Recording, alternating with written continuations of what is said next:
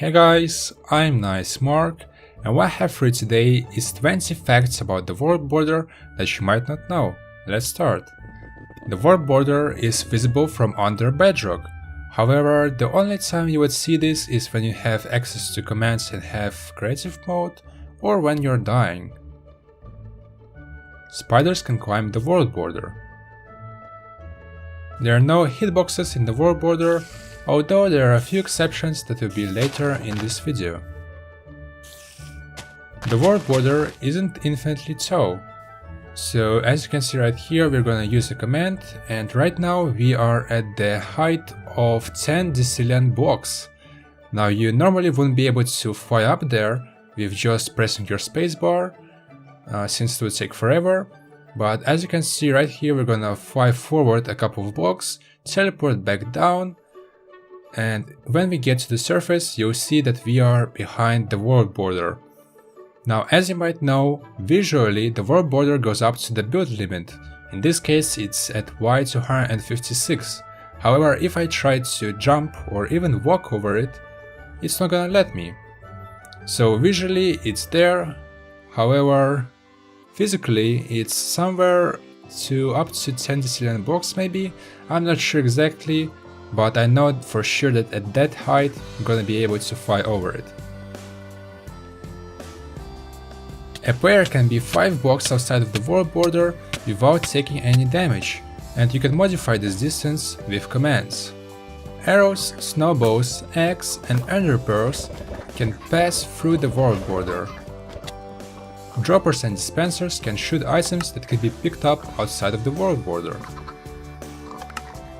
And when you use droppers or dispensers to shoot the items, they actually won't go through the border and they will get stuck. And they can get stuck midair. The world border always behaves in full block increments, even if it is set to a partial block. Endermen can teleport outside of the world border. You can blow up blocks outside of the world border with TNT from the inside of the world border. You can plant a sapling and the tree will grow with some of its leaves outside of the world border. Redstone will work outside of the world border, but pistons and hoppers will not. When the world border is growing, it becomes green. When it is shrinking, it becomes red.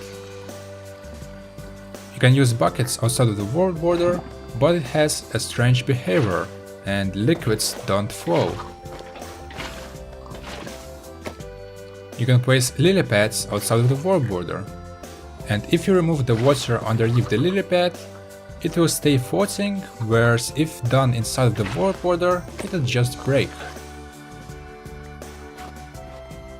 There are 4 ways to get outside of the world border. The first one is the TP command, which simply teleports you to the other side of the world border.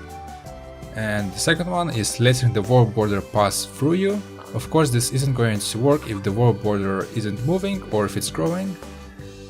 The third way is to mount anything, including minecarts, boats, horses and pigs. And the final one is just by throwing an ender pearl. You can interact with minecarts outside of the world border, and not just with the normal minecarts, but also chest minecarts, furnace minecarts, TNT minecarts, hopper minecarts and the other types of minecarts. I think you used to be able to interact with chests, but it seems that has been fixed. You can walk back inside the world border at any time, but once you're in, you cannot get out unless you use one of the ways mentioned earlier. Now that's all I have for it today, and I hope you guys liked those facts. And yeah, thanks for watching, and I'll see you all later. Bye bye!